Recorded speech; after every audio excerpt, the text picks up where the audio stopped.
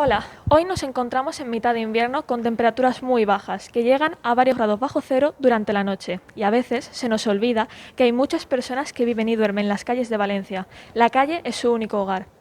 Estas personas deben soportar estas condiciones climatológicas tan adversas a la intemperie, sin ningún refugio. Por suerte, hay varias organizaciones no gubernamentales que atienden las necesidades de estas personas. Hoy vamos a conocer una de ellas.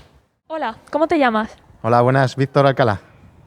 Cuéntanos un poco a qué te dedicas. Pues ahora mismo soy bombero en el Ayuntamiento de Valencia. ¿Qué hacéis en la organización Bomberos Sin Fronteras?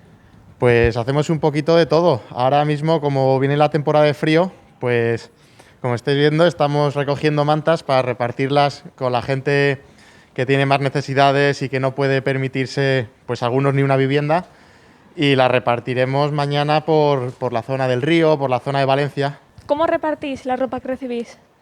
Pues mira, mañana unos compañeros de la ONG van a ir por el río cuando ya anochezca, a partir de las 6, que haga, bueno, por el río, y se van a ir distribuir zonas de Valencia.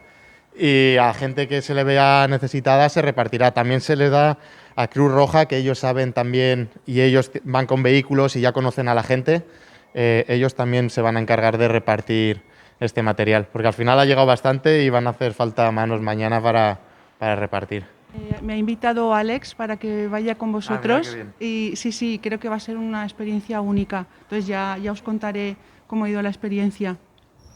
¿Habéis recibido muchas donaciones de ropa y...? Sí, está en el Parque Central, hay un montón que se sacará una foto y se pondrá en algún sitio de redes sociales y tal para que se vea que la gente de Valencia pues que tiene respuesta ante estas iniciativas.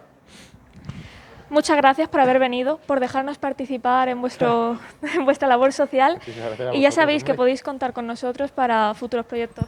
Hombre, pues así es, muchísimas gracias y nada, es un placer contar con gente como vosotros y con gente bueno, como Celia y como vosotros que respondéis también a estas iniciativas.